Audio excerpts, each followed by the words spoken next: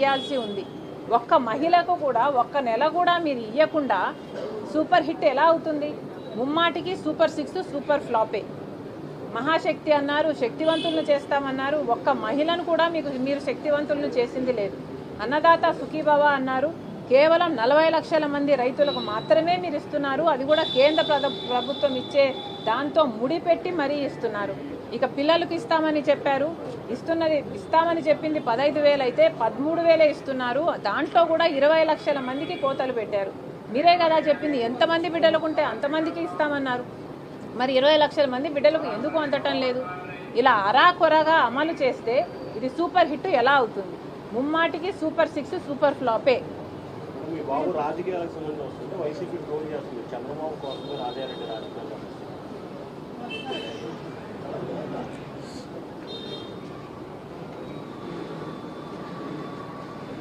అసలు నా కొడుకు ఇంకా రాజకీయాలలో అడుగే పెట్టలేదు. పెట్టకముందే వైసీపీ ఇంతలా రియాక్ట్ అవుతుంది అంటే ఇది భయమా బెదురా? వాళ్ళకే తెలియాలి. కానీ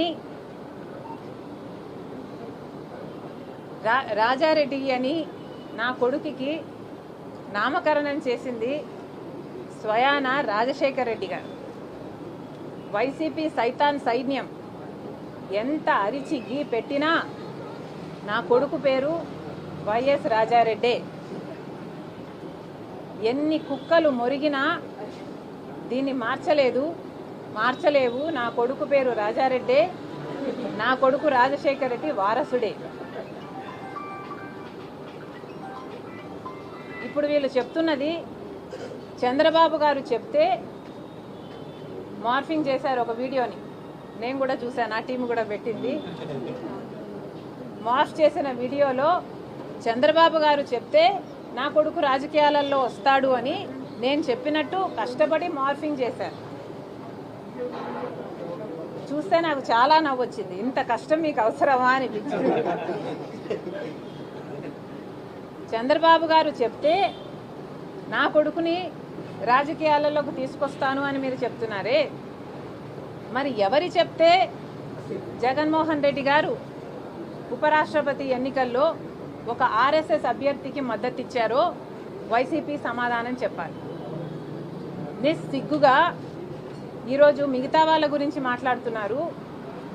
నిస్సిగ్గుగా జగన్మోహన్ రెడ్డి గారు స్వయంగా ఒక ఆర్ఎస్ఎస్ అభ్యర్థికి మద్దతు ఇచ్చారు అంటే ఇది ఎంత అవమానకరం. అసలు రాజశేఖర్ రెడ్డి గారు బీజేపీని వ్యతిరేకించిందే బీజేపీ ఆర్ఎస్ఎస్ సిద్ధాంతాన్ని ఫాలో అవుతుంది కాబట్టి. అలాంటి ఆర్ఎస్ఎస్ అభ్యర్థికి జగన్మోహన్ రెడ్డి గారు వైసీపీ మద్దతు ఇచ్చారు అంటే ఈరోజు రాజశేఖర్ రెడ్డి గారు గనుక బ్రతికే ఉండుంటే జగన్మోహన్ రెడ్డి గారిని చూసి అవమానంతో సిగ్గుతో తలదించుకునేవాడు రాజశేఖర్ రెడ్డి గారు. అసలు జగన్మోహన్ రెడ్డి గారు సమాధానం చెప్పాలి. సుదర్శన్ రెడ్డి గారికి మీరు ఎందుకు మద్దతు ఇవ్వలేదు? సుదర్శన్ రెడ్డి గారు ఒక తెలుగువాడు. సుదర్శన్ రెడ్డి గారు సుప్రీంకోర్టులో జడ్జిగా పనిచేసిన వాడు. సుదర్శన్ రెడ్డి గారు కాన్స్టిట్యూషన్ తెలిసిన వాడు, కాన్స్టిట్యూషన్ కోసం ప్రాణమైనా పెట్టేవాడు. మరి అలాంటి వాడికి జగన్మోహన్ రెడ్డి గారు ఎందుకు మద్దతు ఇవ్వలేదో సూటిగా సమాధానం ఇంతవరకు చెప్పలేదు. నేను చెప్తా. ఎందుకంటే జగన్మోహన్ రెడ్డి గారు మోడీ గారికి దత్తపుత్రుడు కాబట్టి. అందుకే జగన్మోహన్ రెడ్డి గారు మోడీ గారు చెప్పినట్టల్లా ఆడుతున్నారు. రిలయన్స్ వాళ్ళు రాజశేఖర్ రెడ్డి గారి మరణం వెనక రిలయన్స్ వాళ్ళ హస్తం ఉంది అని చెప్పిన జగన్మోహన్ రెడ్డి గారు అదే రిలయన్స్ వాళ్లకు రాజ్యసభ సీటు ఇచ్చాడు అంటే మోడీ కోసమే ఇచ్చాడు. గంగవరం పోర్టు అదానికి కట్టబెట్టాడు అంటే మోడీ కోసమే కట్టబెట్టాడు. 5 ఏళ్ళు అధికారంలో ఉండి ప్రతి బిల్లుకు బీజేపీకి మోడీ గారికి మద్దతు ఇచ్చారంటే దానికి కారణం జగన్మోహన్ రెడ్డి గారు మోదీ దత్తపుత్రుడు కాబట్టి. మరి ఇలాంటప్పుడు జగన్మోహన్ రెడ్డి గారు ఏ ముఖం పెట్టుకొని ఈరోజు ప్రజలకు సమాధానం చెప్తారో సమాధానం చెప్పండి. అసలు ఒకవైపు కూటమి సర్కారు బహిరంగంగానే పొత్తు పెట్టుకుంది బీజేపీ పార్టీతో. కానీ జగన్మోహన్ రెడ్డి గారు